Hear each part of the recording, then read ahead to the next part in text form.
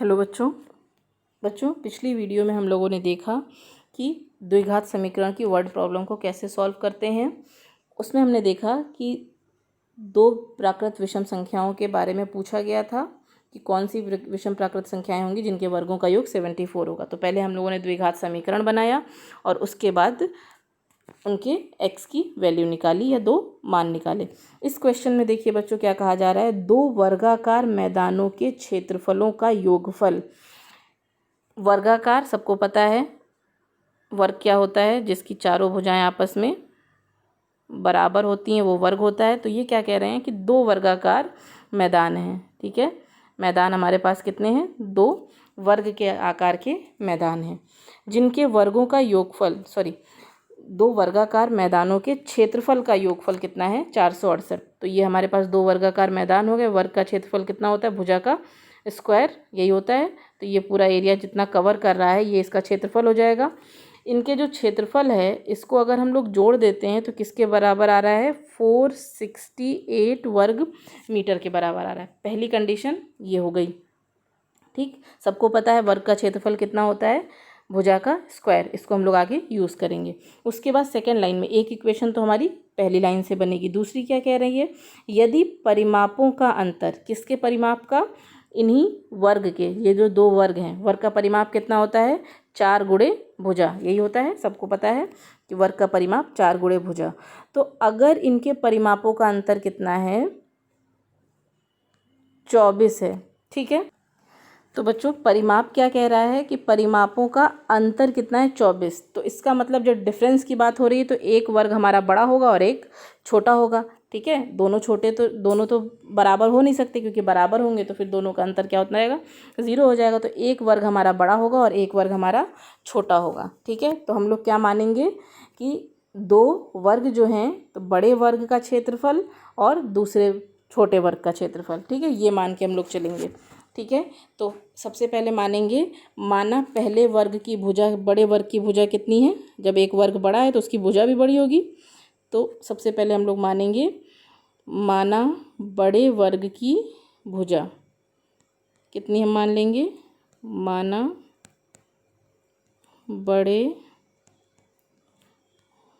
वर्ग की भुजा बराबर x मीटर। ठीक है, क्योंकि अंतर की बात कर रहा है और जब अंतर की बात कर रहा है तो जाहिर सी बात है कि एक वर्ग हमारा बड़ा होगा और एक छोटा होगा। ठीक है, तो माना हमने बड़े वर्ग की भुजा कितनी है, x मीटर, और छोटे वर्ग की भुजा कितनी हो जाएगी, छोटे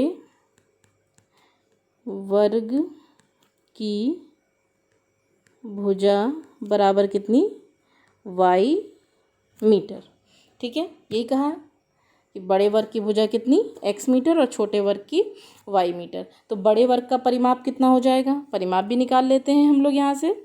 ठीक है, तो बड़े वर्ग का परिमाप कितना होगा, क्योंकि दूसरी लाइन में क्या कह रहा है, यदि दोनों के परिमापों का अंतर 24 मीटर है तो बड़े वर्ग का परिमाप, वर्ग का परिमाप कितना होता है, 4 गुणे भुजा, भुजा कितनी है x, तो बड़े वर्ग का परिमाप 4x मीटर हो जाएगा।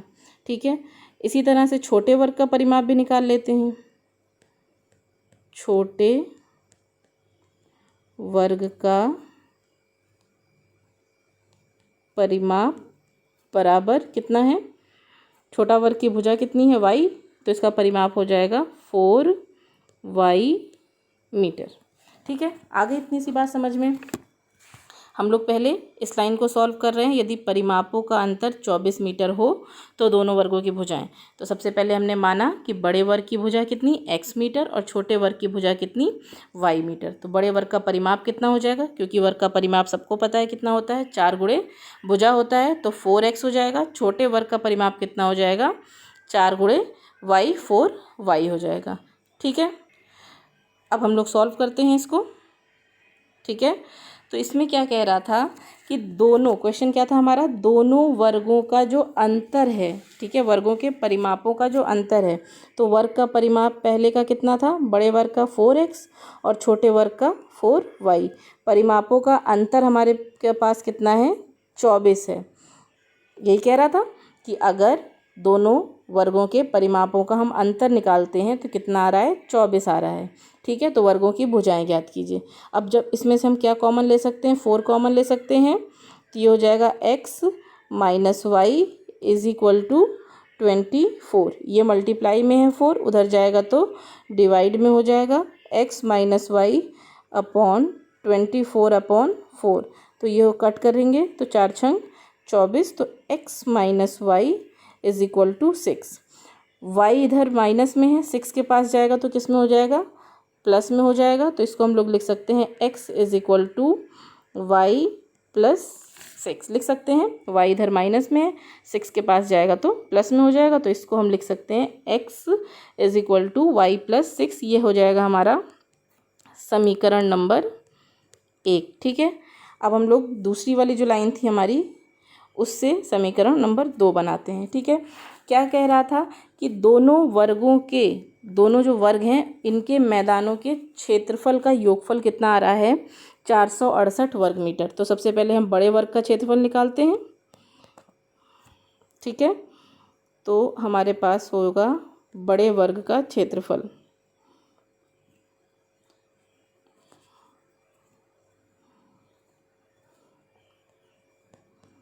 बड़े वर्ग का क्षेत्रफल। वर्ग का क्षेत्रफल सबको पता है कितना होता है, भुजा का स्क्वायर। तो बड़े वर्ग की भुजा कितनी थी, x, तो इसका क्षेत्रफल कितना हो जाएगा, x का स्क्वायर। ठीक है, और छोटे वर्ग की भुजा कितनी थी, y, तो छोटे वर्ग का क्षेत्रफल कितना हो जाएगा, छोटे वर्ग का क्षेत्रफल हो जाएगा हमारा y का स्क्वायर। ठीक है, अब क्वेश्चन में क्या कहा गया था, दोनों वर्गाकार मैदानों के क्षेत्रफलों का योगफल। क्षेत्रफल हमारे कितना आ गया है, एक का x स्क्वायर और दूसरे का y स्क्वायर। इन दोनों का योग अगर हम कर देते हैं क्षेत्रफल निकाल के, तो किसके बराबर आएगा, 468 के बराबर आएगा। ठीक है, तो हमें बताना है कि दोनों वर्गों की भुजा कितनी होगी। ठीक, क्या कहा कि दोनों वर्गों के मैदानों का क्षेत्रफल अगर निकाल लेते हैं और उन क्षेत्रफलों को हम जोड़ देते हैं, तो जोड़ने के बाद जो नंबर आ रहा है हमारा कितना आएगा, 468। तो इसको हम मान लेंगे समीकरण नंबर 2। अब हम लोग क्या करेंगे, समीकरण नंबर जो हमारा 1 था, ठीक है, समीकरण 1 से x का मान लिखेंगे।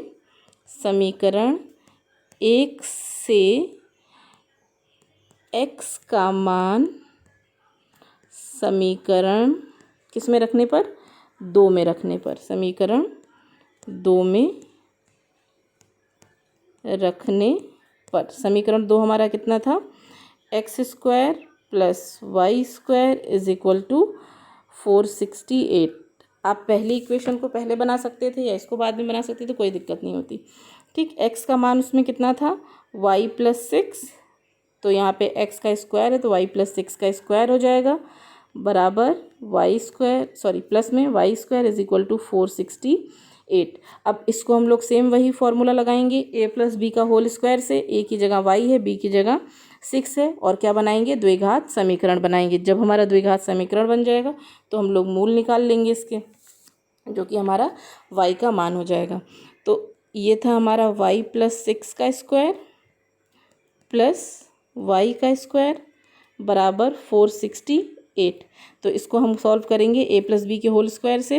तो a स्क्वायर मतलब y का स्क्वायर प्लस 2a की जगह y और b की जगह पे 6, यही होता था। a प्लस बी का होल स्क्वायर कितना होता था, a square plus 2ab plus b square, मतलब कि किसका स्क्वायर, 6 का स्क्वायर। b की जगह कितना है, 6 है। a की जगह हमारे पास फॉर्मूले में y है और b की जगह कितना है, 6 है, प्लस ये वाला वाई स्क्वायर बराबर में हमारे पास कितना आएगा, 468 आ जाएगा। ठीक है, इसको सॉल्व करेंगे तो ये हो जाएगा वाई स्क्वायर प्लस 6 को 2 से गुणा करेंगे तो 6 दूनी 12, वाई प्लस 6 का स्क्वायर कितना होता है, 36, plus y square is equal to 468। ये वाई स्क्वायर और ये वाई स्क्वायर जुड़ जाएंगे, ऐड हो जाएंगे तो 2y स्क्वायर हो जाएंगे, plus 12y plus 36 is equal to 468। ये 468 इधर किस में है, प्लस में है, तो 36 वाले लेफ्ट साइड में आएगा तो किस में हो जाएगा, माइनस में हो जाएगा। ठीक है, तो हमारे पास क्या हो जाएगा, 2y² plus 12y plus 36 minus 468 is equal to 0 हो जाएगा। ठीक है, इसको हम लोग सॉल्व करते हैं। 2y² प्लस 12y, 468 में से 36 सब्ट्रैक्ट करेंगे तो हमारे पास आएगा 432, और निशान किसका होता है, बड़े का। बड़ा क्या है हमारे पास, 468, तो इसका निशान आ जाएगा हमारे पास बराबर कितना, 0। इसमें से हम लोग क्या कॉमन ले सकते हैं, 2 कॉमन ले सकते हैं, क्योंकि सबसे छोटा नंबर क्या है, 2 है। ठीक है, अगर हम 2 कॉमन लेंगे तो ये और ये 2 कैंसिल होके यहाँ पे बचेगा y²। इस 2 से इस 12 को भाग देंगे तो 6y हो जाएगा, और माइनस इस 2 से 432 को अगर हम लोग डिवाइड करेंगे तो 2 दूनी 4, 2 एकम 2 और 2 छंग 12, ये आ जाएगा कॉमन लेने पे। 2 हमने बाहर ले लिया तो हमारे पास अंदर कितना हो गया, -216 बराबर कितना, 0। ये जो 2 है लेफ़्ट साइड में वो इस पूरी इक्वेशन के साथ मल्टीप्लाई में है, तो 0 के पास जाएगा तो डिवाइड में हो जाएगा। और जब इसको सॉल्व करेंगे तो जैसे पिछले सवाल में हमने किया था वो सॉल्व होकर 0 आ रहा था, तो ये भी कितना हो जाएगा, 0 हो जाएगा। तो ये पूरा कैंसिल होकर हमारे पास कितना आ गया, y² plus 6y minus 216 is equal to 0। ये हमारा बन गया द्विघात समीकरण। ठीक है, हमें पहले समीकरण बनाना था, उसके बाद उसके मूल निकालने थे, तो ये हमारा बन गया समीकरण। अब समीकरण जो हमारा मिल गया उससे हम लोग क्या करेंगे, y का मान निकालेंगे, क्योंकि समीकरण हमारा y के टर्म में है, इसलिए y का मान निकालेंगे। तो ये हमें मिला था कितना, y² plus 6y minus 216 is equal to 0। ठीक है, इसको हम लोग द्विघात समीकरण के मानक रूप से कंपेयर करेंगे, जो कि क्या है हमारा, ax² plus bx plus c is equal to 0।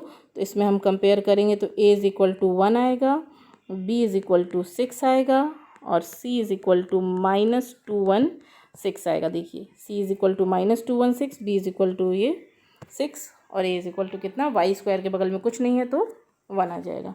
ठीक है, अब हम लोग क्या निकालेंगे, d निकालेंगे। d क्या होता था, b² माइनस 4ac। आप चाहें तो डायरेक्टली फॉर्मूले में रख के भी सॉल्व कर सकते हैं, उसमें थोड़ा कैलकुलेशन ज़्यादा हो जाएगा, इसलिए हम डायरेक्टली पहले d की मान निकाल के उसके बाद फॉर्मूले में रखते हैं। ठीक है, तो d इज इक्वल टू हमारा कितना हो जाएगा, देखिए क्या हो गया हमारे पास, d is equal to b² मतलब 6 का स्क्वायर माइनस 4, a की जगह 1 और c की जगह -216। इसको जब हम लोग सॉल्व करेंगे तो d की वैल्यू हमारे पास कितनी आएगी, d हमारे पास आ जाएगा, 6 का स्क्वायर था तो कितना हो जाएगा, 36 हो जाएगा हमारे पास, और 4 भी माइनस में था, और उसके अलावा 216 भी माइनस में था, तो माइनस माइनस हमारे पास आ जाएगा प्लस। और जब 4 को 216 से गुणा करेंगे तो 864 आएगा। 864 और 36 को जब हम लोग ऐड करेंगे तो हमारे पास d की वैल्यू आ जाएगी 900। जब d की वैल्यू आ गई तो इसको हम लोग अपने सूत्र में यूज़ कर सकते हैं, फॉर्मूले में रखेंगे, वैल्यू को सॉल्व करेंगे। फॉर्मूला हमारा क्या था, x तो नहीं, इसको इक्वेशन किस टर्म में थी, y के टर्म में थी, तो हमें किसके टर्म में लिखना होगा, फॉर्मूले को y के टर्म में।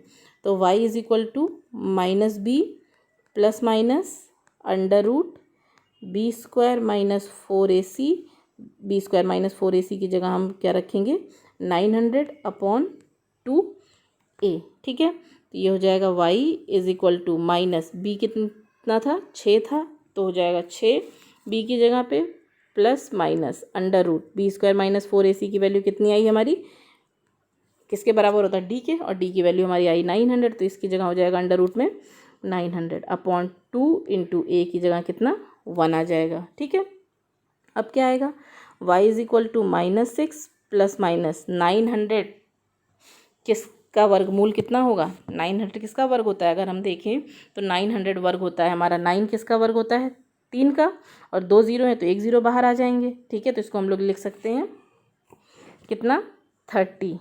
900 अगर वर्ग पूछा जाए तो 900 वर्ग होता है 30 का, और 900 का वर्गमूल पूछा जाएगा तो कितना हो जाएगा, 30 निकल के आ जाएगा। अपॉन इसमें कितना हो जाएगा 2 × 1 2 हो जाएगा। इसको जब हम लोग सॉल्व करेंगे तो एक बार माइनस वाले फॉर्मूले के साथ करेंगे, -6 + 30 करके, और एक बार -6 - 30 करके y का मान निकालेंगे। ठीक है, तो ये हो जाएगा y = -6 + 30/2, एक मान निकलेगा इससे, और दूसरा मान निकलेगा -6 - 30/2। ठीक है, इसको अगर हम जोड़ते हैं, ठीक है, 30 प्लस में है, 6 माइनस में है तो घट जाएगा, तो ये हो जाएगा हमारे पास 24, निशान बड़े का होता है तो प्लस का निशान आ जाएगा, बटे में 2, तो ये हो जाएगा 2 × 1 = 2, 2 दूनी 4। ठीक है, इन दोनों को जोड़ेंगे तो -36 हो जाएगा, ये प्लस में ये माइनस में, सॉरी ये दोनों माइनस में है इसलिए निशान भी बड़े का ही लगेगा, माइनस का हो जाएगा, अपॉन कितना, ये कट जाएगा, 2 × 1 = 2 और 2 × 8 = 16। तो y का हमारा एक मान आएगा 12 और दूसरा मान आएगा y का हमारा -18। अब आप बताइए, वर्ग की भुजा है, ठीक है, तो क्या किसी चीज़ की भुजा माइनस में हो सकती है, नेगेटिव नंबर में हो सकती है? ज़ीरो ही अगर कोई चीज़ रहती है तो हमें दिखाई नहीं देती है, तो माइनस में रहेगी तो क्या दिखाई देने वाला है? नहीं। तो क्या करेंगे हम लोग, पॉजिटिव नंबर को कंसीडर करेंगे और y का मान क्या लेके चलेंगे, 12 लेके चलेंगे। y का मान हमारे पास कितना आ गया, y का मान हमारे पास आ गया 12। अब जब हमारे पास y का मान आ गया तो y का मान हम लोग समीकरण 1 में रख देते हैं। ठीक है, y का मान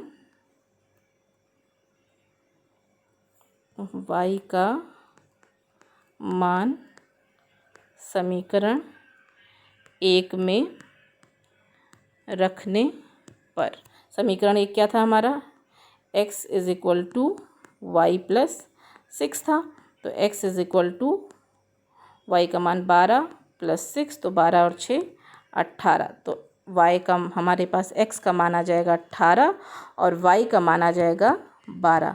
मतलब बड़ा वर्ग हमारा कितना था, x था, बड़े वर्ग की भुजा हमने x मानी थी, तो बड़ा वर्ग हमारे पास हो जाएगा x।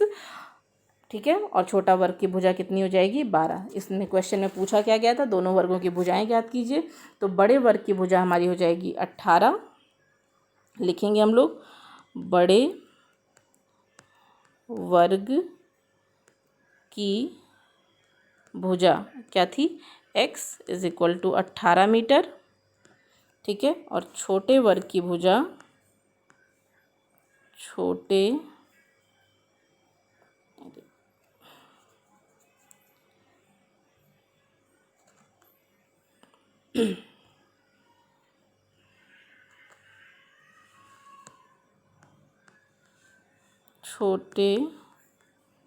वर्ग की भुजा y हमारी कितनी हो जाएगी, 12 मीटर। अब अगर आप उत्तर की जांच करना चाहें तो उत्तर की जांच आप कर सकते हैं, 4 × 18 - 4 × 12 करिए और देखिए इसको सॉल्व करके, अगर 24 आ रहा है तो इसका मतलब हमारा आंसर सही है। अब उत्तर की जांच आप लोग खुद करिएगा।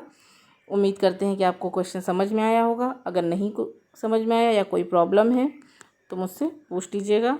तब तक के लिए stay safe, stay home, God bless you, bye bye.